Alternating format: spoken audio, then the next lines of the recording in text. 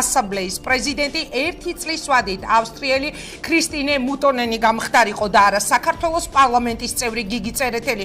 ოცნების სასახდენად ქართული ოცნების სახელისუფლებო გუნდ 9 ხმა იყო. მოწინააღმდეგეთა ამ 9 ხმაში ერთი დავით უსუფაშვილის აღმოჩნდა. იმის მიუხედავად, რომ მან გუშინ გიგი წერეთლის წინააღმდეგ გამართულ კამპანიას თავის მომჭრელი და სამარცხვინო უწოდა. ესა ინგა გრიგოლიას დღის ამბები ორზე მოგესალმებით. ეს გადაწყვეტილება ისტორიაში ჩაიწერება, თუ როგორ არ უნდა იქცეოდეს ქვეყნის ხელისუფლება. ესაა გიგი წერეთლის პირველი შეფასება. დაახლოებით იგივეა გაეროს ხელმძღვანელად ვინმეს ბერია რომ დაესახელებინა და საქართველოს მხარი რომ დაეჭირა, იმიტომ რომ ეს ქართველია ან საქართველოს წარმომადგენელია. შეიძლება ეს შეფასება ძალიან არ მოეწონოს გიგი წერეთელს, ან შეიძლება ბატონ დავითსაც, მაგრამ მე ვფიქრობ, რომ ძალიან მნიშვნელოვანია რომელი პოლიტიკური ჯგუფის წარმომადგენელს უჭერთ ჩვენ მხარს. რითი გავს ლავრენტი ბერია გიგი წერეთელს? ქალბატონი ვიცე-სპიკერი ალბათ მოგვიანებით განგვიმარტავს გიგი წერეთლის კანდიდატურასთან დაკავშირებით. აზრი ორად გაიყო, პრეზიდენტი ერთ აზრია, ქართული ოცნება მეორეზე, მაგრამ ვფიქრობ, რომ თავის შეფასებაში უსუფაშვილმა უტრირება მოახდინა. სიტყვები თავის მომჭრელი, შემარცხვენელი. თუ კი მას მართლა მიაჩნია, რომ ასეთი მდგომარეობა თავისი განცხადებით კიდევ მეტი დაამატა იმ უხერხულ მდგომარეობას, თუ კი არის ეს უხერხული მდგომარეობა. ადამიანები ვარ, წინა საარჩევნო პერიოდია და უსუფაშვილმა თქვა, რომ 5 ივლისის შემდეგ პოლიტიკურ გუნდში გადაინაცვლებს. ასე ახსნა და ასე დაუწუნა კორექტულობა პარლამენტის თავმჯდომარეს, ქართული ოცნების ფრაქციის თავმჯდომარემ გია ვოლცკემ. შეგახსენებთ, ეუთოს საპარლამენტო ასამბლეის პრეზიდენტის პოსტზე გიგი წერეთელს თავიდანვე ღიად დაუჭირა მხარი საქართველოს პრეზიდენტმა. მე სამარცხვინო უწოდე იმას, რაც ეუთოს საპარლამენტო ასამბლეის თავმჯდომარის არჩევასთან დაკავშირებით ხდება, თუმცა შემდგომ კოლეგებმა ქართული ოცნებიდან მიმიტითეს, რომ არ ვიყავი სწორი, როდესაც ამ მოვლენებს სამარცხვინო უწოდე. მე ვაღიარებ, რომ არ ვიყავი სწორი, მართლაც შევცდი, რადგანაც რაც დრო გავიდა, ვხედავ, რომ ეს მოვლენები არის არა მარტო სამარცხვინო, არამედ თავის მომჭრელი პოლიტიკური მაზოხიზმის ნიშნების შემცველი და კიდევ 1000 უბედურება. ამიტომ არ მინდა იმაში ჩავერთო, რაც ხდება. დიახ, ეს არის სამარცხვინო, განმარტა მოგვიანებით უსუფაშვილმა. თუმცა მან ხმა გიგი წერეთელს არ მისცა. მოკლედ ოცნების სურვილი ასრულდა და ახლა ქეთა ცისკიშვილი მოგვიყვება პირდაპირ ეთერში ქართული ოცნების ახდენილი ოცნების შესახებ და პოლიტიკოსების პირველ შეფასებებზე. ქეთა, მოგესალმები და გისმენთ.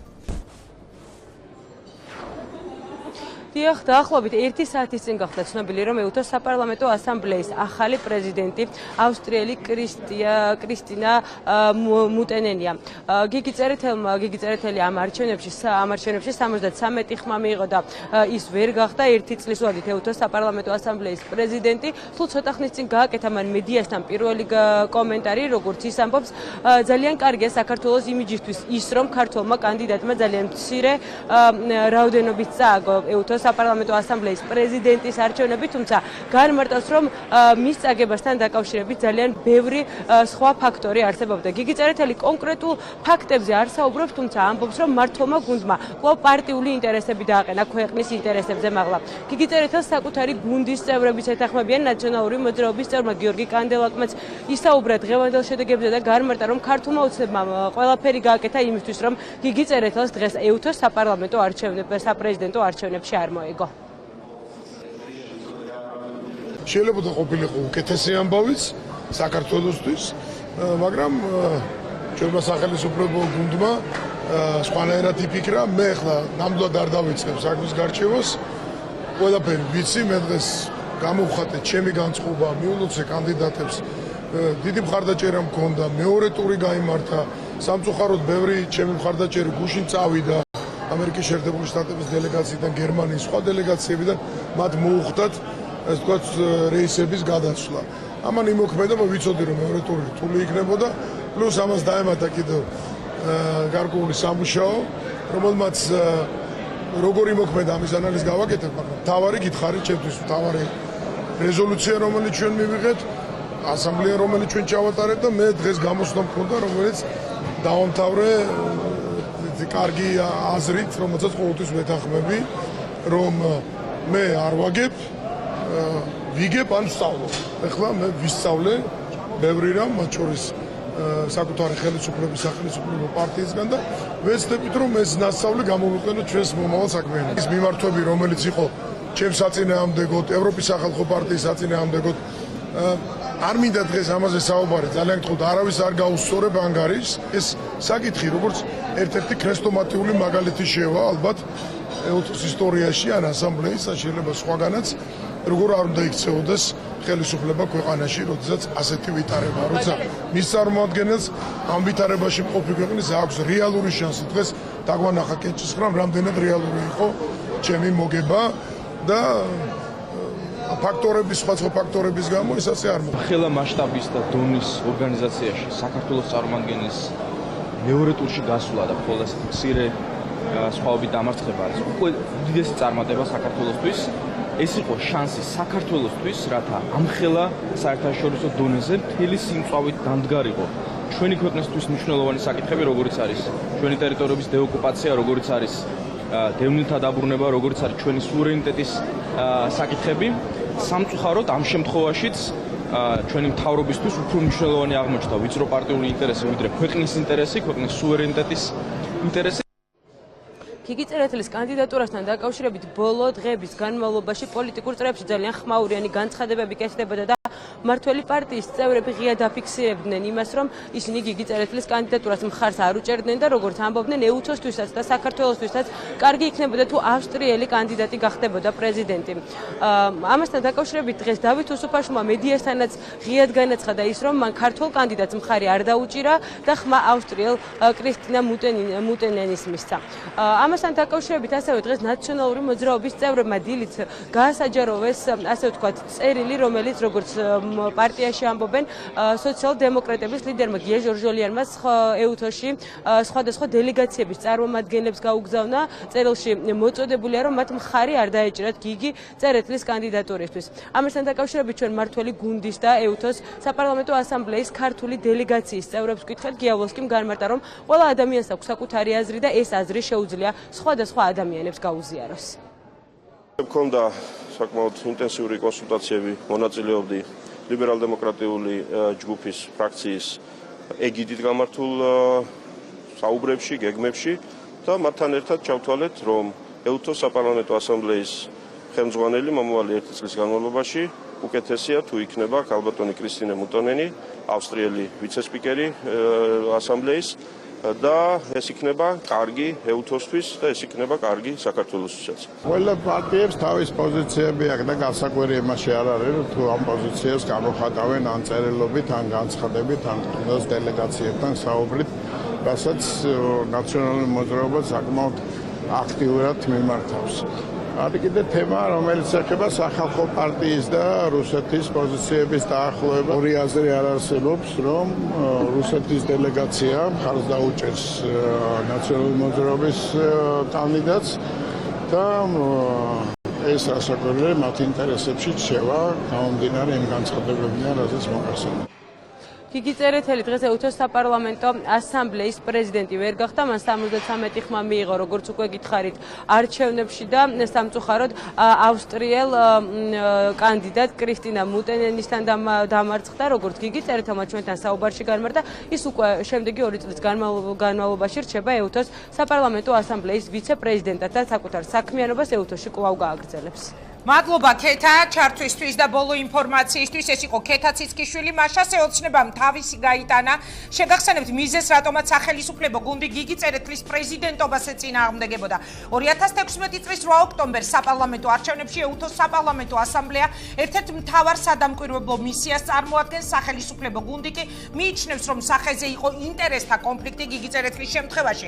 განსაკუთრებით გასათვალისწინებელია ის, რომ ნაციონალური მოძრაობის ლიდერი თუ პარტიასთან მჭიდრო დაკავშირებული სხვა პირები ღიად გამოხატავენ საქართველოში რევოლუციური სცენარის აჯანყების თუ სხვა ტიპის უკანონო ქმედებით ძალაუფლების ხელში ჩაგდების სურვილს. ამ განცხადებებიდან და ოპოზიციის ცალკეული ქმედებებიდან გამომდინარე ჩნდებოდა განცდა, რომ ერთიანი ნაციონალური მოძრაობის მიზანია 2016 წლის საპარლამენტო არჩევნების დელეგიტიმაცია უკანონო და ძალადობრივი მეთოდების გამოყენებით, აცხადებდა ქართული ოცნება. საპარლამენტო არჩევნები და დარჩენილი 3 თვე ქართული ოცნების შიდა კვლევების მიხედვით, რომლის შედეგებიც ბოლომდე როგორც პარტიის აღმასრულებელმა მდივანმა განმარტა, ჯენტლმენური მოსაზრებების გამო არ გაახმოვანეს, პარლამენტში მხოლოდ 4 პარტია შედის: ოცნება, ნაციონალური მოძრაობა, პაატა ბურჭულაძის სახელმწიფო ხალხისთვის და თითქმის ზღვარზე არიან და პარლამენტში მოხვედრის ყველაზე დიდი შანსი აქვს თავისუფალ დემოკრატებს. დანარჩენი ყველა პარტია ქართული ოცნების შიდა კვლევებით ბარიერს მიღმარჩება. მათ შორის პატრიოტთა ალიანსიც პროცენტები ასე გამოიყურება. ბარიერს გადალახავს ქართული ოცნება 35%-ით, ნაციონალური მოძრაობა 13%-ით, პაატა ბურჭულაძე 6%-ით. ბარიერთან ძალიან ახლოსაა და სავარაუდოდ ამ ზღვარს ალბათ გადალახავენ თავისუფალი დემოკრატები. პარლამენტში ვერ შედიან ლეიბორისტული პარტია 4%-ით, დემოკრატიული მოძრაობა ერთიანი საქართველო 2.8%-ით და პატრიოტთა ალიანსი, რომელსაც მხოლოდ 2.2% აქვს. ყველა დანარჩენი პარტია კი 1%-ზე დაბლაა. შეგახსენებთ ესა ქართული ოცნების შიდა კვლევები, დავიწყებთ პოლიტიკურ შეფასებებს პოლიტიკურ ლიდერებთან ერთად. ალბათ ძალიან საინტერესო იქნება მათი მოსმენა. მე არ ჩამოვთვლი მათ თანმიმდევრობით წარმოგიდგენ. პირველი შეკითხვა მინდა დაუსვა იმ პარტიის ერთ-ერთ ლიდერს, რომელსაც აქვს ყველაზე დიდი შანსი მოხვდეს პარლამენტში იმ პარტიებს შორის, რომლებიც დაასახელეს ქართული ოცნების შიდა კვლევაში. მოკლედ, თავისუფალი დემოკრატების გენერალური მდივანი ალექსი პეტრიაშვილია. ხაზზე ხომ მყარად ზიხართ სკამზე ალექსი? თქვენი ბოლო დღეების კურიოზი გახდა ჰიტი ნამდვილი ინტერნეტ სივრცეში. მე მინდა თქვენთან დავიწყო საუბარი პირველ რიგში იმ შედეგით, რა შედეგიც მივიღეთ 9 ხმით, როცა საქართველოს პარლამენტის წევრს ეთქვა უარი გამხდარიყო ეუთოს საპარლამენტო ასამბლეის პრეზიდენტი. შემიფასეთ, რა პოლიტიკურ შეფასებას გააკეთებთ? მოგესალმებით ინგა. ყველა ტიპის ექსტრემალური ვიდარებისთვის მზად ვარ. ჩვენ ამას თავისუფალი დემოკრატები პირდაპირ ეთერშიც ვამტკიცებთ, მაგალითად დროშის ფრიალისთვის. რა თქმა უნდა, ჩვენთვის ძალიან მნიშვნელოვანია, რომ საქართველოში ჩატარდეს დემოკრატიული და თავისუფალი არჩევნები, მაგრამ ის რაც მოხდა დღეს ეუთოს საპარლამენტო ასამბლეის პრეზიდენტის არჩევნებზე და ამ დღეების განმავლობაში რაც ხდებოდა, მე პირდაპირ შემიძლია გითხრათ, რომ მომაგონა წამ ცოტა ხნის წინანდელი კორცხელის ინციდენტი. გავდენ ძალიან მიუხედავად იმისა, რომ ადგილი არ ქონია მუშტების ქნევას, ძალიან გავდენ ეს პოლიტიკური ძალები ურთიერთ დამოკიდებულებით, ამ ურთიერთ სიტყვიერი ზიზღის გამოხატვით, ეპითეტების შემკობით ძალიან გავდენ იმ კუნთმაგარ ბიჭებს, რომლებიც არც ეპითეტებს იშურებდნენ და არც ძალღონეს იმისათვის, რომ დაეჯაბნათ თავისი ოპონენტები. ჩვენ ამით შორს ვერ წავალთ ამ პოლიტიკური ძალების შემხედვარე, მათი კინკლაობის, მათი ურთიერთ, ესე ვთქვათ, ბრძოლის და ზიზღის გამოხატულებით შორს ვერ წავალთ, ამიტომ ჩვენ ვთავაზობთ ჩვენს მოქალაქეებს უკეთეს ცხოვრებას, ვთავაზობთ უკეთეს არჩევანს, ვთავაზობთ უკეთეს ეკონომიკას და ეს არის თავისუფალი დემოკრატების კომპეტენცია, გამოცდილება, პასუხისმგებლობა ჩვენი მოქალაქეების წინაშე. ასე რომ მოკლედ რეზუმე რო გავაკეთო, აირჩიეს ავსტრიის ვიცე-სპიკერი ქალბატონი მუტონენი, ულოცავ მას, უსურვებ წარმატებებს და დიდი იმედი მაქვს, რომ ის ძალიან კარგად, ეფექტურად და წარმატებით შეასრულებს თავის ფუნქციას, მით უმეტეს იმის გათვალისწინებით, რომ საქართველოში მოდის ძალიან მალე საპარლამენტო არჩევნები. ბატონო ალექსი, მე არ მინდა ბევრი ვისაუბროთ ჩვენ ეუთოს ასამბლეის თაობაზე, თუმცა მაინტერესებს თქვენი პასუხი ჩვენი ქვეყნისთვის თუ იქნებოდა მნიშვნელოვანი, რომ საპარლამენტო ასამბლეის პრეზიდენტი ყოფილიყო საქართველოს მოქალაქე, საქართველოს პარლამენტის წევრი და როცა ოცნების არგუმენტებს ეხლა მე ვიხსენებდი, ანუ მათ დაუკავშირეს მაგალითად გარდა იმისა, რომ ლავრენტი ბერია გაახსენა მანანა კობახიძეს გიგი წერეთელმა, მათ დაუკავშირეს წერეთლის პოტენციურად არჩევა იმ საფრთხეს, რომ ეუთო არის მომავალ არჩევნებში ერთ-ერთი მთავარი დამკვირვებელი და როცა რევოლუციურ სცენარზე ხშირად საუბრობს ნაციონალური მოძრაობა, ამ მხრივ იქნებოდა სახიფათო მისი პრეზიდენტობა. ეს თქვენი აზრით არის მისაღები არგუმენტი თუ არა? მე ერთადერთი შემიძლია ვთქვა, რომ რეალურად რაც რეალობასთან ახლობელია, რომ თითოეული პოლიტიკოსი, რომელიც წარმოადგენს ამა თუ იმ პოლიტიკურ ჯგუფს, რა თქმა უნდა, თავისი პოლიტიკური ძალის გარკვეული დოზით სასარგებლოდ რაღაცა ასე ვთქვათ გადაწყვეტილებების მიღებაში იქნება ეს პროცედურული საკითხები თუ იქნება ეს განცხადების ტიპის ქმედებები ამ მიმართულებით შესაძლოა მათ მართლაც წაეშველებინათ ხელი გარკვეულწილად თავის პარტიისთვის თუ პოლიტიკური ჯგუფისთვის მაგრამ პირველი რაც შემიძლია ვთქვა რომ არამძდა არამც არც ერთ შემთხვევაში არ გავს არც გონებით გამჭრიახობით და არც სისასტიკით გიგი წერეთელი ლავრენტი ბერიას მეორე ასევე შემიძლია გითხრათ რომ ეუთოს როლი მართლა ძალიან დიდია და ძალიან მნიშვნელოვანია საპარლამენტო არჩევნებში მაგრამ ეხლა ეუთოს ირიბად ჩართვა ნაციონალური მოძრაობის რაღაცა რევოლუციურ განცხადებებში თუ სცენარებში და იქიდან დაიწყებდა ამის აღსრულებას ნაციონალური მოძრაობა ეს ცოტა მართლაც ერთ-ერთი მინისტრის თქმის არ იყოს მაღალი ტემპერატურის ბრალი უნდა იყოს ეს თალსახად მათ გადაწყვეტილებებზე და განცხადებებზე ზემოქმედებას თინა ხიდაშელზე გააკეთეთ ახლა ხო მინიშნება მაღალ ტემპერატურასთან დაკავშირებით ხვალ იქნება თინა ჩვენი სტუდიის სტუმარი და ალბათ ამაზე თავადვე ისაუბრებს როგორ მოქმედებს მაღალი ტემპერატურა პოლიტიკურ განცხადებებზე მე შემიძლია გითხრათ რომ სახელმწიფო გუნდზე უფრო მაგრა მოქმედებს მაღალი ტემპერატურა და კლიმატური პირობები როგორც ჩანს კარგით, ბატონო ალექსი, ქართული ოცნების შიდა კვლევები, რომლითაც მე წეგან დავიწყე თქვენთან საუბარი, არ გაამჟღავნეს თქვენს მხოლოდ ნაციონალური მოძრაობის და ქართული ოცნების პროცენტები, რომელიც სახელმწიფო გუნდის შიდა კვლევები დაიდო, მაგრამ ამ კვლევების მიხედვით აღმოჩნდა, რომ 4 პარტია სავარაუდოდ შედის მომავალ პარლამენტში, თუ დაუჯერებთ ქართული ოცნების კვლევებს. ანუ ნაციონალური მოძრაობა, პაატა ბურჭულაძე და ძალიან ახლოს ხართ თქვენ. დიახ, ძალიან ახლოს ხართ თქვენ ბარიერთან. ნუ თავისთავად ქართული ოცნება. რა სიტყვით ამ კვლევებზე?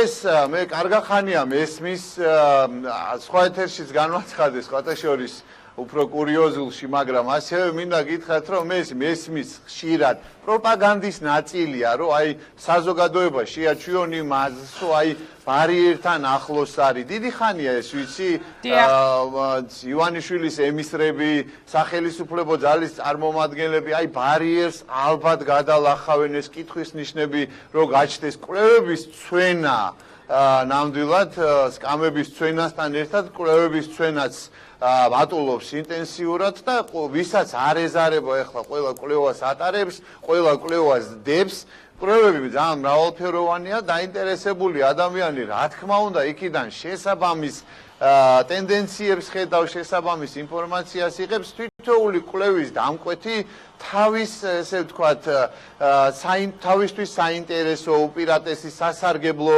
ტენდენციებისკენ მიუთითებს, აი ოცნებამ დაუკვეთა და იქ არის რომ უპირობოდ იგებს ქართული ოცნება გავიდეს ხალხში, დაელაპარაკოს იმ ხალხს და თვითონ მიხვდება რაოდენ განსხვავებულია ბატონო ალექსი, მე როდესაც ოცნების ერთ-ერთი მინდა მე უბრალოდ ერთი რაღაცა მინდა ვთქვა, რომ მე განვაცხადე რომ ჩვენ ძალიან მყარად, ძალიან მყაფიოდ სულ ბოლო მონაცემებით ძალიან მყარად გვაქვს დამკვიდრებული ჩვენი ადგილი შორს ბარიერისგან გაცილებით მაღლა დამკვიდრებული ჩვენი ადგილი ჩვენ პარლამენტში შევალთ ძალიან ძლიერად ეს თუ არ ჩავთვლით რა თქმა უნდა მაჟორიტარ კანდიდატებს პოლიტპარტიული სიით, პროპორციული სიითაც ვიქნებით კარგად წარმოდგენილი, მე არ მაქვს ხა არავით არის სურვილი რომ ილუზიებში ვამყოფო და რაღაცა თქვა რომ დღეს უკვე შემიძლია თქვა რომ ჩვენ გავალთ პირველ ადგილზე, მაგრამ მე შემიძლია გითხრათ რომ ვერც ერთი პოლიტიკური ძალა